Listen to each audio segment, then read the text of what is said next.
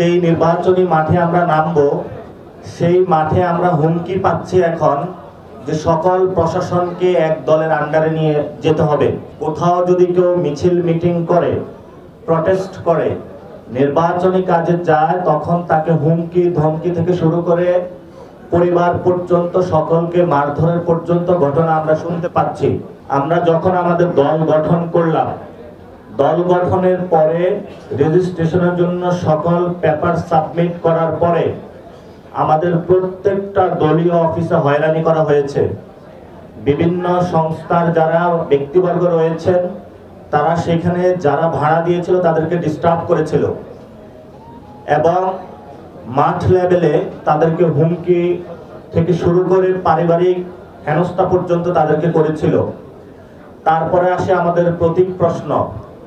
প্রতীকের ক্ষেত্রে আমাদের তারা জুতোর তলা ক্ষয় করেছে, কিন্তু শেষ পর্যন্ত বৃহত্তর স্বার্থে দেশের পরিস্থিতি বিবেচনায় আমরা শাপলাকলি মার্কা নিয়েছিলাম, কিন্তু এখন পর্যন্ত ইলেকশন কমিশন থেকে আমরা আমাদের শাপলাকলির যে ডিজাইনটা এটা এখনো পাইনি। ফলত আমরা নির্বাচনী প্রচারণার কাজে নামতে পারছি না।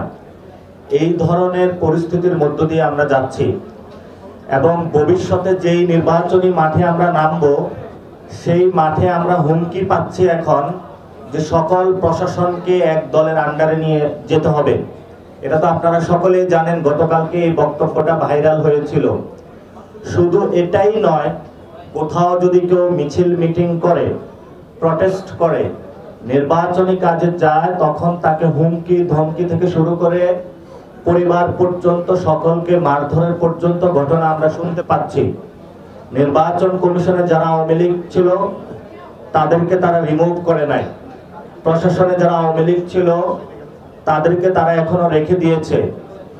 প্রস্তাবনা উঠেছিল দলীয় বিবেচনায় বিভিন্ন জায়গায় প্রশাসনিক নিয়োগ না দিয়ে স্বচ্ছ একটা প্রক্রিয়ার মাধ্যমে দেওয়া। আমাদের প্রশাসনের যিনি এখন হেড, এই কার্যক্রমটা ইউনূস স্যার হাতে নিয়েছেন। ফলত এই ইলেকশনে যদি কোনো ত্রুটি হয়, যারা রিটার্নিং অফিসার থেকে ডিভিশনাল যারা ডিসিএসপি রয়েছেন তারা কাজ করবেন, এই জবাবদিহিতার আওতায় কিন্তু ডক্টর ইউনূসকে আমরা আনতে বাধ্য হব। শুধু তাই নয়, আমাদের যে রাজনৈতিক যে কালচার রয়েছে, সেই দলগুলোকে বিভিন্নভাবে আগে যেভাবে ডিজিএফআই থেকে শুরু করে বিভিন্ন সংস্থা ব্যবহার করে হুমকি দামকি দিয়ে বিভিন্ন অ্যালায়েন্সে নেওয়ার চেষ্টা করা হয়েছে, সেভাবেই এখন এই প্রক্রিয়াগুলো চলমান রয়েছে।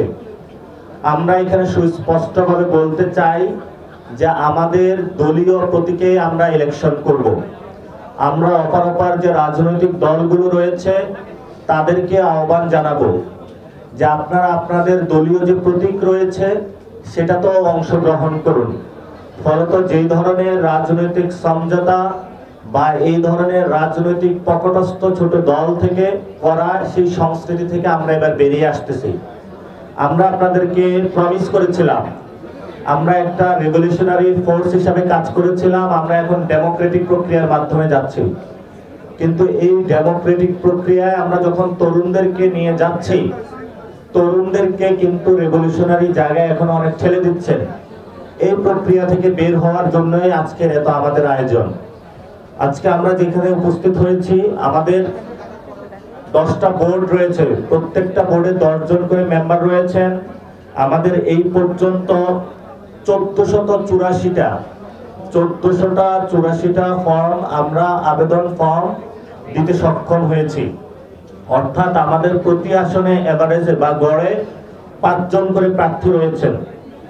আমরা অনলাইন এবং অফলাইন দুটি প্রক্রিয়ায় ফর্ম ছেড়েছিলাম। আমাদের অফলাইনে 761 জন ফর্ম নিয়েছেন এবং আমাদের অনলাইনে 723 জন হলো ফর্ম নিয়েছিলেন।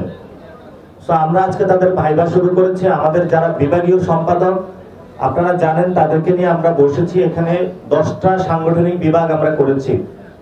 কুমিল্লা একটা বিভাগ আছে, আর ঢাকা এবং সাথে সাথে ঢাকাকে আমরা 2টা করেছি।